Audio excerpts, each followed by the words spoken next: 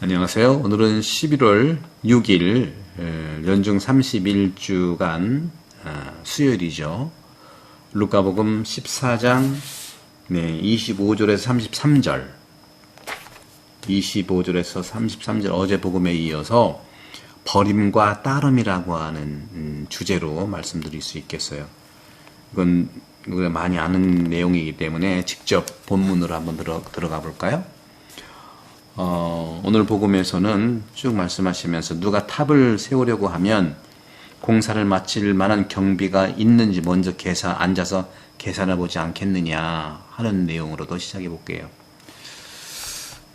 경제가 불안정한 기간에는요, 건축업자가 파산할 수도 있어요. 듣기에는 정말 건축업계가 너무너무 바닥이라고 얘기를 하더라고요. IMF 때보다 더 힘들다.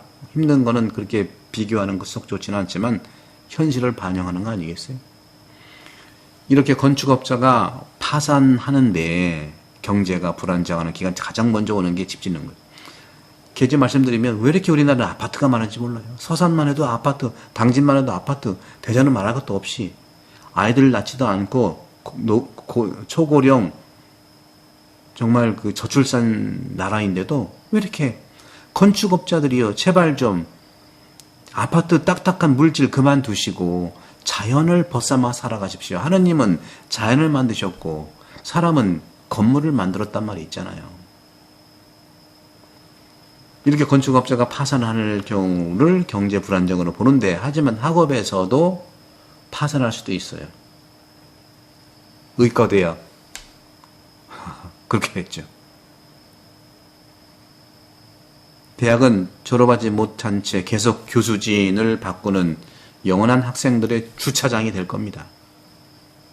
영적인 삶의 파산도 우리는 생각해 볼 필요가 있겠다는 거죠.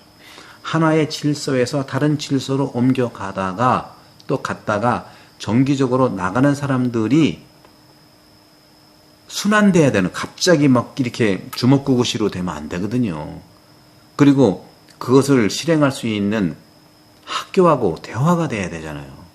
밀어붙이는 시대는 끝난 거예요. 밀어붙였다간 정말 밀어붙임 당합니다. 이렇게 비슷한 경우에 지금까지 이런 경험이 있어 본 적이 없잖아요. 모두가 당황스러울 거예요. 큰 프로젝트에 대한 환상을 갖고 있다 한다면 그것이야말로 절단나는 일입니다. 아니, 일부 제한된 기간 안에 국가를 책임진 사람이 어떻게 그렇게, 국가만 아니라 제가 본당 신부를 해도 5년의 기간이 있는데 제가 오자마자 하지도 않고 저는 거의 1년 반, 2년간 이 본당 어떡하나 하고 배우고 있는 건데요. 본당도 그런데.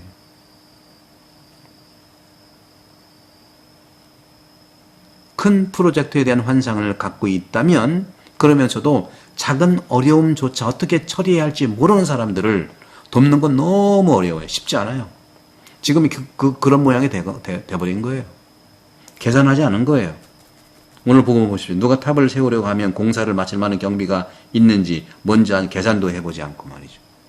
했다 하더라도 무조건 밀어붙이고만. 자기만 했나요? 서로 손발이 움직이는데 머리만 얘기할 수 있어. 머리가 손발인가요? 어떤 일을 정말로 성취하고 싶은 사람은요, 누구라도 신중한 사람에게서 조언을 구하는 거 현명한 겁니다. 불통에다가 밀어붙여. 영적인 삶에서 길이라고 하는 것은요, 영적인 삶 안에서 길이라고 하는 것은 영적인 아버지와의 대화를 통해 선택되는 거예요. 절대로 저도 여러분들 본당도 그렇고요, 구혜성사가 지시일변도가 아닙니다. 영적인 아버지를 통해서 누구예요? 영적인 삶의 길이 영적인 아버지와의 대화를 통해서 선택되는 거예요. 그런 점에서도 오늘 이런 점들을 봤을 때, 또 임금이 다른 임금과 싸우려면 2만 명을 거느리고 자기에게 오는 그를 10,000명으로 맞설 수 있는지 먼저 앉아서 헤아려보지 않겠느냐. 맞설 수 없겠으면 그 임금이 아직 멀리 있을 때 사신을 보내 평화협정을 청할 것이다. 왜? 그것을 피하기 위해서. 맞설 수 있는지 안 되면 피하는 거예요. 무조건 밀어붙이는 게 아니라. 개선을 요구하는 선의 가장 큰 친구라고 사람들은 말을 하죠. 개선하려는 욕구라고 하는 것은 선의 가장 큰 친구라고 말을 하죠. 개선, 좋은 것을 얘기하려고 하잖아요. 우리는 행실을 개선하려고 노력해야 하지 않겠습니까? 밀어붙이는 게 아니라 자기 행실부터 개선을 해야 되잖아요. 예수회를 창설하신 로욜라의 성 이냐시오는 다음과 같이 말했어요. 우리에게 주어진 모든 가능성 중에서 항상 하느님께 더 큰 영광을 드리는 것을 선택해라. 자기의 영광이 아니라 하느님의 영광, 정부의 영광이 아니라 나라의 영광을 위해서 해야 될 거 아닙니까? 그래서 로욜라의 이냐시오 성인께서는 이상에 대한 열정과 균형을 이루어야 한다는, 그래서 그것이 부활로 이어지는 길을 연결해야 되지 않겠는가. 그래서 부활로 이어지는 그 길의 피곤함을 구별해야 되잖아요. 피곤한 일은 하지 말아야 되겠지. 피곤해서 성공한다면 해야 되겠지만 무리한 피곤, 모든 사람의 요구와 가능성에 정말 적합한 것이 무엇인가를 따져봐야 되는 거, 합의해야 되고, 동의가 안 되면 합의하고, 합의가 안 되면 협의라도 해야 되는데 무조건 밀어붙여. 카르시안 수도원 카시아노죠. 카시아누스 영성가는 무엇보다도 한 가지 점에 초점을 맞춰서 이집트의 수도자들, 그렇죠? 이집트의 수도자들의 가르침을 요약한 것이 있어요. 뭘까요? 모든 미덕은요, 분별력을 가지고 배양하지 않으면 악덕으로 변한다고 그랬어요. 지금 그런 걸 많이 봤잖아요. 모든 미덕은 분별력, 오늘 복음에 따져보고 동의하고 합의하고 협의하고, 안 되면 서로 왜 못해요? 조약을 맺어야죠. 양보하고 아니면 다음에 하고. 그러면 죽는 게 아니잖아요. 그래서 모든 미덕은 분별력을 가지고 이렇게 잘 자라게 하지 않으면, 배양하지 않으면 악덕으로 변한다니까요. 처음부터 악인이 어디 있어요? 묵주기도에 관한 설교를 하던 미국인 설교자에게 한 여성이 앞으로는 묵주기도를 매일 바치겠다고 약속을 했어요. 근데 그 설교자는 그 여인에게 성모성으로 시작하라고 신중하게 조언을 했어요. 시간이 지남에 따라 더 많은 그런 원의들, 더 기도하려고 하는 원의들이 도달한다는 거죠. 거기에 더 오겠다는 것이에요. 그러니까 한꺼번에 많은 걸 하겠다 그렇게 하지 말고 하나씩 조금씩 시작하라는 거예요. 한꺼번에 왕창 했다가 말하고 싶지 말 안 하겠어요. 다 무슨 말인지 아시겠죠, 그죠? 그래서 오늘 또 마지막으로 생각해 볼 점은 이런 거예요. 이 사람은 공사를 시작했지만, 여기 나오잖아요, 그죠? 여기 누구든지 탑을 세우려고 하면 공사를 마칠 만한 경비가 있는 이상 먼저 앉아서 계산해 보지 않느냐.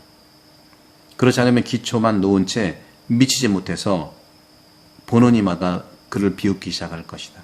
그러니까 그러면서 저 사람은 세우는 일을 시작만 해놓고 미치지는 못하는군, 그렇게 하는 거예요. 시작만 하고 용두삼이에요. 마무리를 못해. 일만 벌이는 사람이 있어요. 지옥의 시험이라고 하는 것은요, 좋은 지침으로 포장되어 있다고 아빌라의 성녀 대데레사께서 말씀하셨는데, 그 대데레사 성녀께서는요, 생각한 것을 성취 못한 사람은 실패자 또는 아무 쓸모도 없는 사람처럼 느낀다고 합니다. 안 그렇거든요. 그런 점에서 아빌라의 대데레사 성녀께서는요, 지옥의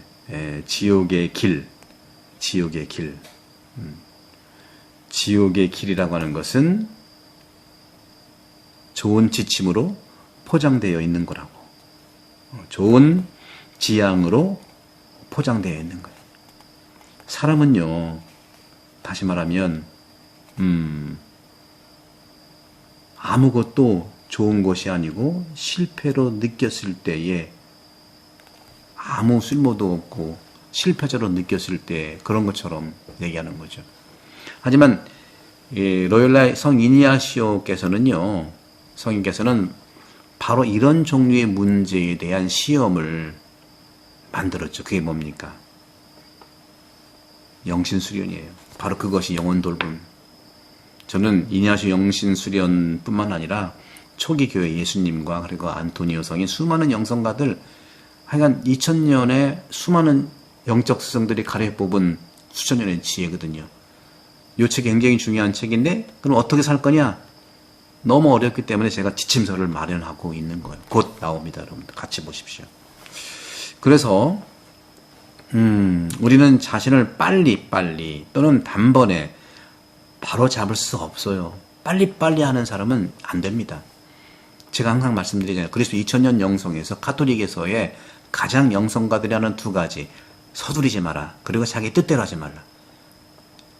두 개를 다 똑같이 하는 게 이번에 경을 많이 하잖아요. 엄청 빠르고요. 자기 뜻대로만 해. 고집 부려. 2000년에 그리스도교한테 배우십시오. 2000년은 정부들은 몇 년짜리지만 그리스도교는 2000년 내려왔거든요. 성경까지는 3000년이에요. 그 진리와 지혜와 배우세요. 우리는 자신을 빨리 단번에 잡을 수 없어요. 사냥꾼도요, 맹목적으로 쏘지 않아요. 정확한 지점에 먹이를 겨냥할 뿐이죠. 그러므로 우리도 작은 목표, 우리가 하고 싶은 작은 일을 목표로 삼아야 된다는 것이죠. 그러므로 우리에게 무엇인가를 할 수 있다는 만족감을 줄 수 있기 때문에 그래요. 하나씩 해나가는 거. 저도 이 복음 말씀을 하나씩 해나가다 보니까 벌써 지금 몇 년째예요. 2020년부터니까 21, 2, 3, 4, 5년째 하고 있잖아요. 5년째.